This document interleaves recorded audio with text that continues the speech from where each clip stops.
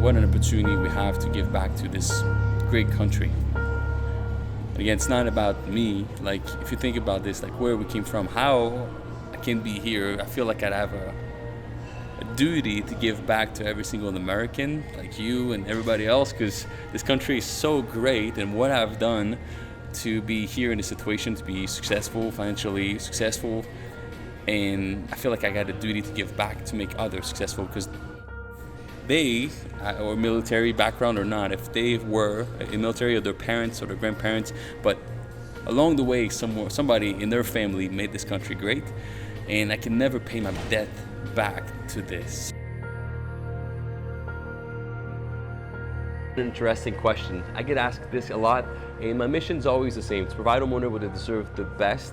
Now I get to do it through other roofing contractors, to help contractors get homeowners what they deserve, the best. Through the roofing machine, I'm very passionate about this. We're able to create a structure that is enabling roofing contractor to work on their business instead of in their business.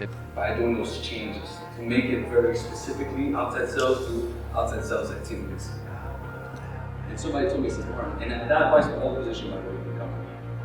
Somebody says, Martin, you're just focusing on a couple of things. You're like, when we do interviews, I like when somebody tells me I can do everything. I like to be busy, I want to do different things. I don't want to be doing the same thing because it's boring.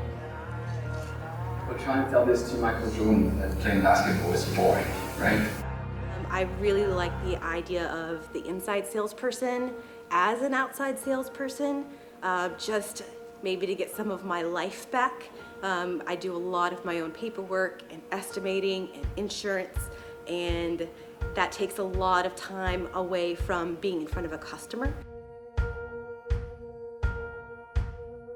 And so I just have my company to reference. So having Martin come in, having to hear him talk about how they've set it up, why they've set it up, the decisions that behind that have been important and thought-provoking for me. And I think if I could do it, and coming from Marty in the caddy when I started, you know, make fun of Chuck in the truck, I was even lower than this, to where we are now, I think anybody can do it. I can barely speak English. I got no roofing experience when I started. I didn't have business experience, so if I can do it, everybody can do it. Always kudos to GAF, and hopefully by doing this, by exposing the roofing machine and what we've done to be so successful the last 15 years to other roofing contractors, I can make my mark and our mark at Reeva Impact and Monarch Roofing in this great world. So I'm very passionate about what we're doing, and I hope, and I really hope that people take it and apply to their business, becoming students and not followers, so they can grow the business to another level and they can stop competing and start dominating. I feel like if we can crush fear by feeding our brain positive information, because fear is false events appearing real, false events appearing real. So if we can focus on ourselves and look at inside of us and allowing ourselves to listen to that voice, even though everybody said it's wrong, it still could be right, and to follow not what everybody else is doing, but to do what you feel like is right inside of you. And trust those instincts and go out and trust it with all you got and go for it.